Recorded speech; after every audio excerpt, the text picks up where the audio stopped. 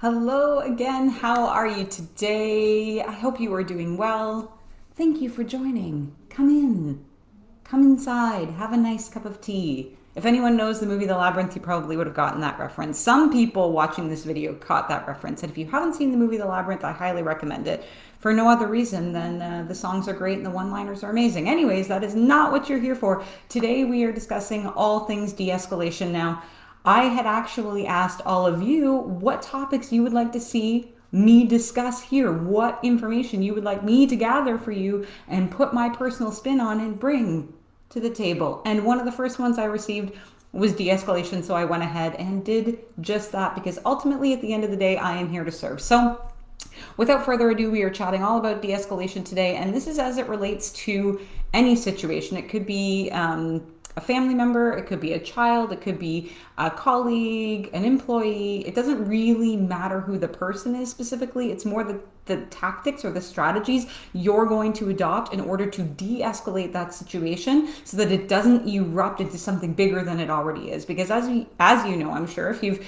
dealt with somebody that's overly angry and expressing overt anger in a really big way, there is a potential for that to turn violent. And the key here, and the biggest caveat I want to express to you, is that if at any point you're in contact with somebody that is becoming so aggressive and you cannot de-escalate, and they're becoming angrier and angrier and angrier to the point that you are fearing for your own safety, you need to remove yourself immediately from that particular circumstance and walk away. I want to make that abundantly clear. At no point, if someone is escalating and escalating further and further, do you need to stay there if you're feeling like you are potentially going to be put into harm's way? There are a lot of tactics you can take, including calling the police if need be, but I want to make that perfectly clear. But I'm hoping that while watching this video, you'll pick up a couple of tips and tricks that you can use in order to mitigate and reduce the escalation so that it does not get to that point. So with that, let's get a move on. If you have any comments or if you have any questions, please leave them below and I will go ahead and respond to as many of them as I possibly can, because again, I want to serve you in the best possible way that I know how, and a lot of that is communicating with you. So the biggest thing here that I want you to remember before we move on is that de-escalation is as much about you, your energy, the way you respond, how you communicate, your body language, the words that you speak. It has as much to do with you as it does the other person as well. So the other person might have been triggered in some specific way. They're having a very angry outburst. They're really having difficulty regulating and bringing themselves down. They're seeing red. You need to be calm, cool, and collected as much as possible, because if you get in the ring with them, if you match that intensity, it's going to further escalate. So keep that in the back of your mind, that de-escalation has everything to do with you as much as it has everything to do with the other person. It's about the both of you, and the way in which you navigate your own presence in that situation is going to determine whether or not that continues to escalate. So I just want to put that out there first and foremost. So let's talk about why you might be joining me here today. Reason number one is you might have somebody in your life that is continuously going into this angry spiral. You might have somebody that is dealing with challenges around anger, aggression, escalation, and you want to know how to better support them. And you don't quite know how to manage that situation or support that individual that's really struggling with this. Further, you might even be concerned that your own behavior is actually leading to further escalation. You might be thinking to yourself, like, am I really helping this person? Am I really supporting them, or am I just making this worse? And like I said in the beginning, so much of what you bring to the table in an escalated situation is going to determine the outcome. So if you're feeling like your behavior might be having a negative impact on that person, I want you to really take a moment and listen in, because I want to support you in being able to better support them. And if you feel as though you need to walk on eggshells with specific people in your life, and we all know the type, we all have, we've all met them at one point or another. You really feel like you have to walk on eggshells, like anything you say might set them off, might be the trigger. If that is the situation you find yourself in, I'm hopeful that some of these strategies might better support you in supporting them. And if you want to, above all else, support the people in your life that are struggling, I want to support you with that. How many times can I say support? This is all about support. This community, first and foremost, is about support. And ultimately, if you kind of want to have a better understanding about what's going on behind the scenes of somebody that is having a really angry outburst, that is feeling like they're being really aggressive, I want to share some of that information with you as well too, because I think sometimes we forget to look beyond the curtain. We just see what's going on the outside. We just see this person that's bubbling over, that's boiling over, that's angry, that's aggressive, that's shouting, that can't seem to get their emotions back to equilibrium. All we see, or all you might see, is what's going on the outside. And I want to tell you a little bit about what's going on the inside, because I feel like if you have that information, if you're equipped with it, it might be easier for you to find the compassion, for you to be able to call on these tips and tricks, and for you to be able to maintain your own calm, cool, collected state. So if you're ready to learn some of those tactics, and you're ready to learn as well how to protect yourself, your energy, your physical body in those moments, let's get and move on. I'm always using my hands in the same way. I'm a person that likes to use their hands to express themselves, but I'm sure if you've been around here for any length of time, you will know that. Anyways, let's talk a little bit about the definition of de-escalation and what it's all about. There were a lot of different definitions from a lot of different sources, but I wanted to find ones that were specific to dealing with individuals personally. I found a lot of information out there in terms of how police officers de-escalate and things like that, but I wanted to keep this super relatable, and I wanted it to be something that made sense for your particular situation. So let's talk about some of the ones that I found for you. So number one is de-escalation is the reduction in the intensity of a conflict or a crisis, because really, if someone has been actively triggered to the point where they're then having an angry outburst that seems to be very out of control, that person is in a lot of ways in crisis. There's an internal crisis going on. And I think when we're thinking about the word crisis and the terminology crisis, we think about, you probably have a very specific picture in your mind, but this type of survival mode can very much feel like a crisis to the person that's going through it. So I wanted to kind of highlight that word for you, because crisis doesn't necessarily mean what you think it means.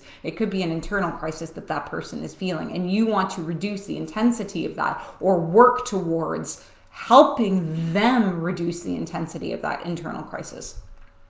Another great definition is, and this was specific to, as it relates to the field of psychiatry, specifically, de-escalation is a strategy utilized to better understand and manage a client who might be displaying signs of agitation, anger, or aggression. It includes calm communication and a desire to truly understand their needs in that moment.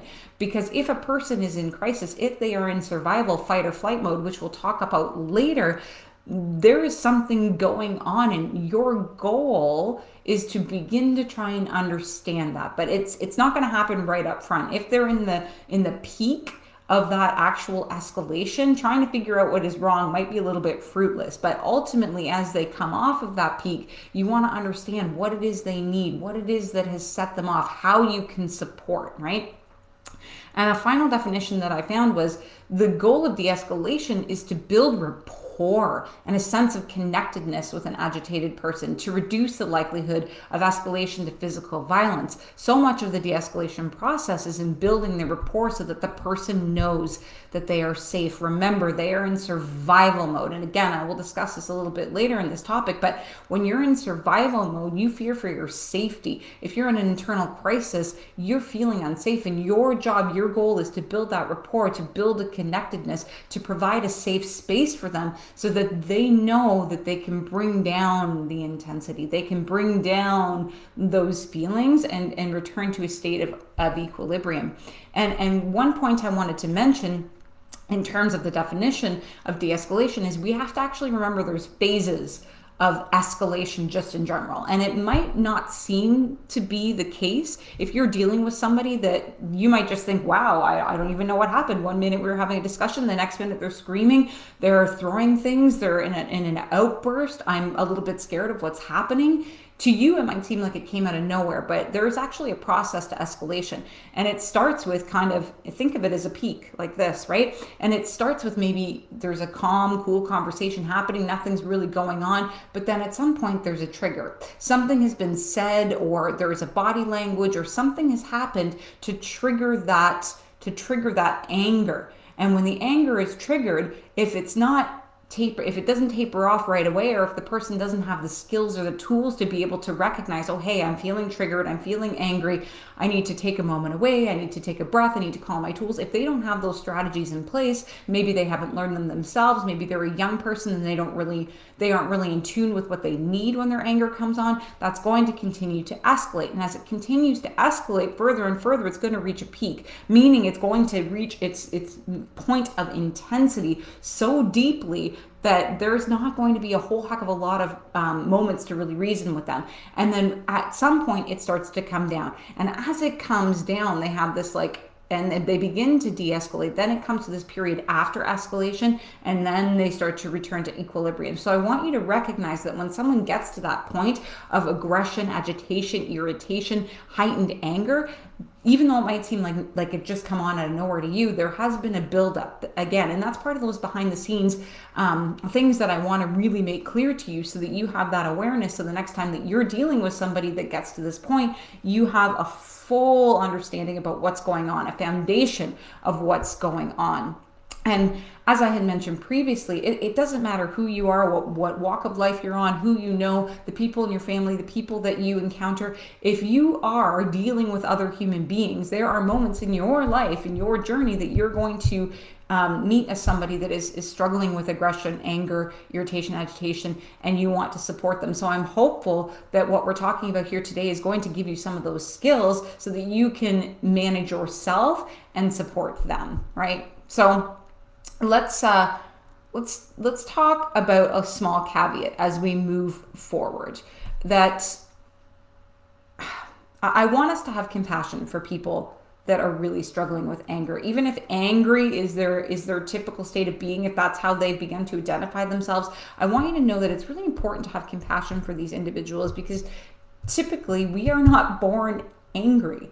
Really think about that. When you were a child born into this earth, you aren't born angry. This isn't something that you're just wake up with one day. Something has happened to trigger the anger in a big way. Something has happened in their life that now they're calling upon anger. It's the only thing they know. It's the only way they know to deal with their emotions is in these big outbursts, these big displays of anger or aggression. So it's really important to have compassion for these individuals. It's easy to be angry with them. It's easy to want to be defensive. It's easy to be like, oh, that person's angry all the time and dismiss them, but it's important to have compassion and kindness for them because they are struggling too, right? And I feel like that's one thing that all of us can really agree on right now at this point in our world, at this point in our lives, is that we all need a little bit more kindness and compassion, and it can really serve to provide safety for that other person and to know, and for them to know that they don't have to stay this way forever, that there is another way. So kindness and compassion is increasingly important for people and for you specifically as you're dealing with individuals that are struggling with anger. So let's move on from that. And I know I had spoken earlier that I wanted to give you kind of the behind the scenes look at what's happening in the body and in the brain when we begin to escalate, because I feel like if you have an understanding of this, you'll understand why some of your tactics that you've been using up until this point might not be working. So I'm going to keep this kind of simple. I mean, the brain is wildly complex. You can go down a rabbit hole in researching the brain and all of its inner workings, but I kind of want to give you 3 pieces of the brain and how they function so that you know and you can recognize and you can understand what's happening behind the scenes. So first things first, I want to break the brain down into 3. So we think about our brain. The first part is the forebrain, which is the prefrontal cortex. This is like the CEO of your brain. This is the section of the brain that is responsible for logic, thinking, for finding solutions, executive function. It controls your ability to problem solve, to think clearly, to make good decisions. It's the thinking part of the brain, right? So if you are in like a calm, cool, collected state as somebody that struggles with anger, you're going to be using your prefrontal cortex, meaning that you're going to have that ability to be rational. Now, kind of just a side note, if you're dealing with a child or if you're dealing with somebody under the age of like probably around 20 and in that area, the prefrontal cortex isn't entirely developed. So their ability to call upon reason and logic is not as good as it would be when you're an adult. It's still a part of the brain that is developing. So And that's why sometimes if you have teenagers at home, if you're dealing with teenagers, it might seem like they have this inability to be logical. Well, yes, that's right, because that part of the brain isn't yet fully developed. So that's your kind of thinking part of the brain. Next, we're going to move to the midbrain in the center. I wish I could. No, I'm not going to give you that visual. Anyways, if I had a little brain kind of picture, this is the prefrontal cortex. This is the limbic, so the midbrain. This is where the emotions are being experienced. It's our feeling part of the brain. Now, in a moment where somebody is activated or is feeling triggered, this emotion section loses actual contact with the prefrontal cortex, which is the reasoning brain. So the emotions, and this is beginning on that peak as we go from calm, cool, collected, and then we get triggered. When we're triggered, this is where the limbic system takes over, meaning it loses contact with that actual ability to be reasonable or rationalized. The person will then become more emotional, more demanding, more agitated, more nervous, and potentially they start to become uncooperative, especially if you're trying to reason with them, right? So that's your midbrain or your limbic system. And when the person continues up that scale of escalation and it continues to peak, then we move back to the hindbrain, which is the amygdala. This is the home of your fight, flight, or freeze. This is your survival part of your brain. And when we move into the survival part of the brain, all alarms are going off. All alarms are ringing.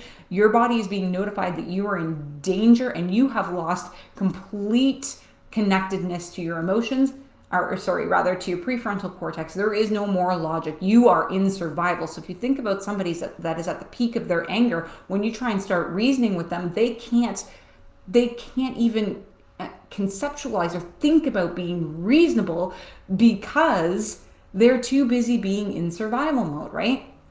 Now, I'm going to give a quick warning. I feel like Purelator is here, and if Purelator is actually here and rings the doorbell, there's going to be a lot of barking in about 2 minutes. So I'm just going to warn you now, but this is the joys of being live, and there it is. There is the barking right on cue, right?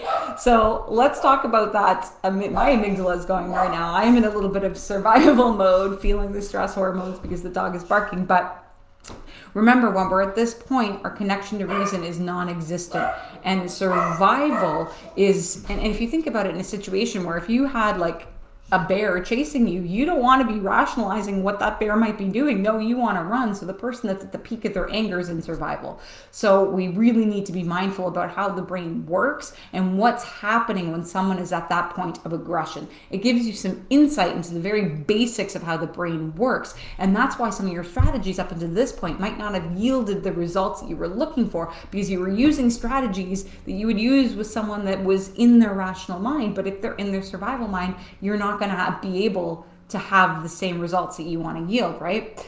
So, and keep in mind too, as we talked about the escalation, that a person's aggression is sparked by a trigger. They didn't go from calm to angry. They didn't go from being in the prefrontal cortex to the amygdala. Something happened, something triggered it, something went on behind the scenes, and that's going on within the brain, right? That's not something that they can necessarily control. So all the strategies that you might have used up until this point, we want to kind of shift the way in which you're thinking so that you can better manage or support the person that is in the peak of their aggression. So let's talk about some things to not do. I thought it might be important to express some things that you should not or might not be helpful when you're supporting someone in those moments of aggression. So keep in mind that there are a lot of nerves and a lot of upheaval in yourself when you encounter someone that requires de-escalation. So you might start entering into survival mode, and you might forget all of the strategies that aren't quite useful or aren't quite helpful. So I want to bring your attention to them. So let's talk about, sorry, my nose is running all of a sudden. This is an interesting day. We've got dogs barking, doorbells ringing, and my nose running. So this is reality though, isn't it? But anyways, let's move on. So avoid minimizing their feelings or telling them they have nothing to be upset about. Whatever the trigger was and whatever emotions they are feeling is very real to them. So trying to tell them you have nothing to be upset about is not going to help in bringing them down. If anything, it's going to exacerbate or escalate the situation. Avoid getting into the ring with them. I talked about this earlier. You don't want to match their same intensity. You don't want, because And especially if they're speaking meanly to you, or they're saying mean words to you, or they're making you feel like you're less than, your go-to is going to want to be to defend yourself. But if you match defending yourself to their intensity, it's going to continue to get intense, more intense, more intense, more intense. And sometimes when people are in this spiral of anger, they want other people to join in. They want to escalate it. They want to put fuel on the fire. They want to make it bigger, because that's their mindset right now. That's where they're at in this moment. So matching that intensity is not going to help de-escalate. It's going to continue to make the fire bigger. So keep that at the back of your mind. Another thing we want to try to avoid, and this is something I've been really guilty of, is using sarcasm and humor. And you have to be really, really careful, because while if they're calm and collected, the person that is currently feeling escalated, they might be able to take the sarcasm, they might be able to understand the humor, but in that peak moment, it might come off the wrong way. And if you're saying that one wrong word, or if you're using sarcasm, it could come off like you don't care, like you don't really care what they're going through, and it could set them off further, right? So be very mindful when using that. You can adopt that type of a strategy when they're coming off of that peak, if that's something that you feel comfortable with or feels appropriate, but not while they're, at that moment of complete escalation. So telling them to get over it or to calm down, I'm sorry, it might seem like the thing you want to say. Get over it, just calm down, bring it down. You have nothing to be upset about. All these things are very minimizing, and it's not helpful. It falls into the same category as sarcasm. They're not statements that are going to be effective. They're statements that are going to send them up further, and that is not the goal. Another thing you want to avoid is trivializing their problems, like saying things like, you think this is a problem, or you think you've got problems. Like, look at you, you're all up in arms about XYZ, or you're all up in arms about this. But think about all the people in the world that have problems, real problems. Think about that. Don't trivialize, because remember, these things are very real to that individual. They are very triggered. They're extremely activated, and trivializing what they're going through is not going to bring them down. It's not going to make them feel safe. And that's what we want to do, is we want to take them out of survival mode by making them feel like they are safe, right? So trivializing is not going to get you where you want to go. And finally, this one's interesting, because while it might feel helpful to tell people, I understand how you feel, this is not going to go over well. They're just going to clap back and say, how could you possibly understand it? And they're going to challenge you. And then you're saying, what do you mean I can't understand? And it becomes a back and forth. Telling them you understand at this point is not supportive, and it's not going to yield you the results you're looking for, which is de-escalation. So avoid statements like that as well. You want to build rapport, and telling them or trying to make them think you understand when you know full well you could never possibly understand what they're going through, but you're using it as a means to calm them by relating to them, is actually breaking rapport. It's not building rapport. So now that we know some of the things that might not be helpful, let's talk about some of the strategies that are going to be beneficial in de-escalating a person, right? And keep in mind, it's going to depend on the person. It's going to depend on the individual. It's going to depend on the set of circumstances. If you're in a work situation, if you're talking to your child, if you're talking to a sibling, your partner, another friend, depending on what the circumstances and what's triggered the person, not all of these are going to work. It's kind of one of those things, like, here's kind of a toolbox of strategies. You need to try them on for size and determine which ones actually work with each person, because they're not all going to work. And again, I want to remind you that the person you're de-escalating is not in control, and they're not using their rational mind. So using rationale is never going to be something that's going to work. And again, another reminder, have compassion for the person. Have compassion for what they're feeling and what they're going through. Empathy can go a long way into understanding the root cause of what's happening behind the scenes. Be that empathetic person. That's what they need in this moment more than anything else, especially if they're heavily triggered or activated. So the first thing, this one makes the most sense to me, because in the beginning I had told you that the de-escalation process is as much about you and what you bring to the table and how you manage your energy and what you come there with as it is the other person. So when they're spewing all these angry words at you, when they're telling you you're worthless, that you don't give a crap, that you could never understand, when they're calling you every word in the book, if they're having an angry outburst, I want you to ignore every single word that is hurtful to you, because that is going to help you in embodying this calm, cool, collected state. So just as those words come out, I want you to remember that this is their outward expression of anger. They don't necessarily mean it. It's not necessarily about you. It's just that is how they are choosing to express themselves in the moment. So shut out those angry words and remember that they probably really and truly at the end of the day don't mean them. And this is going to support you in bringing that calm to the situation. Okay. Number 2, I mentioned this before, do not try to reason with them. It's going to be tempting to try and reason with them to get them off that to get them out of that escalated position. But this is not going to be helpful. This is not going to help them because they don't have the connection to the rational mind. Again, that's why I thought it was so important to discuss the brain and what we're dealing with here, because if you're trying to de-escalate somebody and you're trying to rationalize with them, they're not in that part of the brain. So all your efforts are kind of going out the window. They're not going to be fruitful. They're not going to get you or yield the they're not going to yield the results that you want because they don't have the bandwidth to tap into rationality at that moment, right?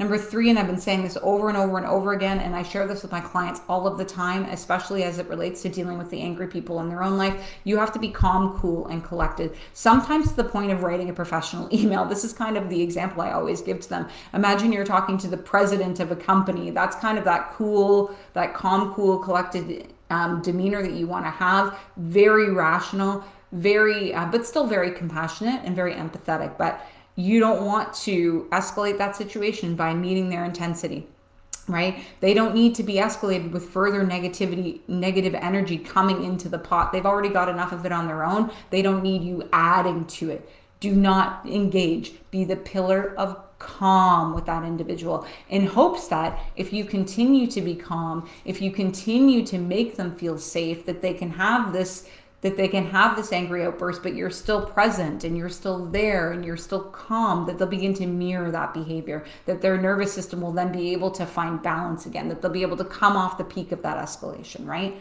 And do your best to be responding with calm and intelligence. Kill them with kindness, be the professional, all of these things. Keep this in the back of your mind. And trust me, I know this is hard. You're going to want to get in there, especially if they're slinging insults, but it's not going to help. It's not going to bring the situation down, right?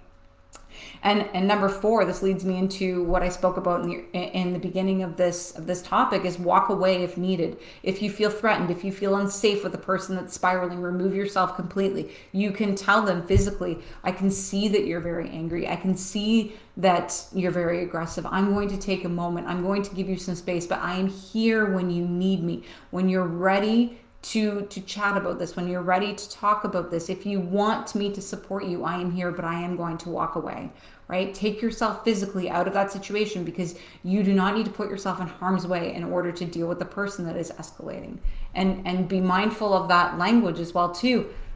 Don't say, I'm leaving because you're acting like a fool and I can't take your attitude. This is not helpful. Instead, try, I can see you're angry in this moment. I'm going to give you some space for now. When you're ready, I'm here for you and we can discuss what is on your mind. They're very different approaches. And you can see, even when I say it, one seems very aggressive and you're matching aggressiveness with aggressiveness, and one is very calm, cool, and collected. Okay.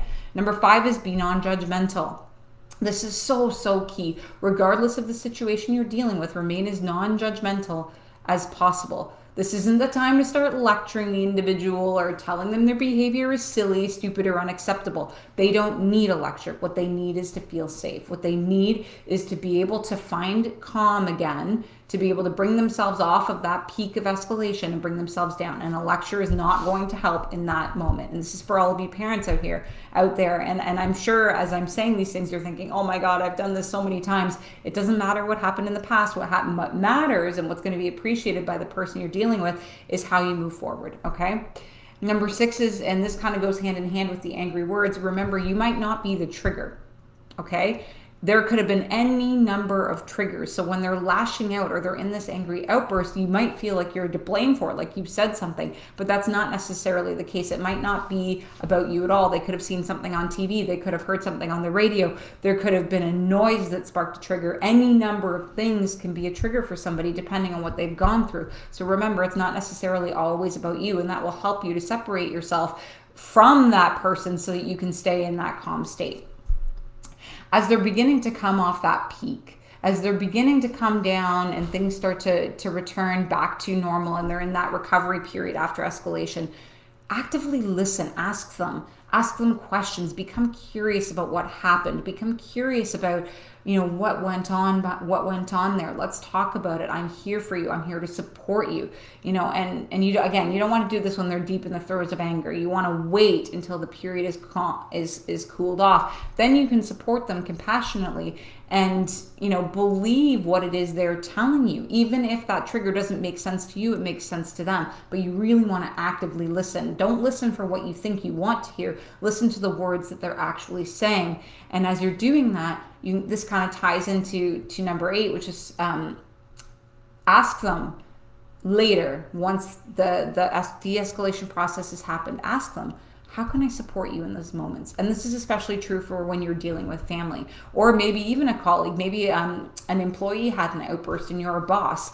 Ask them later, how is it I can best support you in those moments? What is it that you need from me? How can I help you?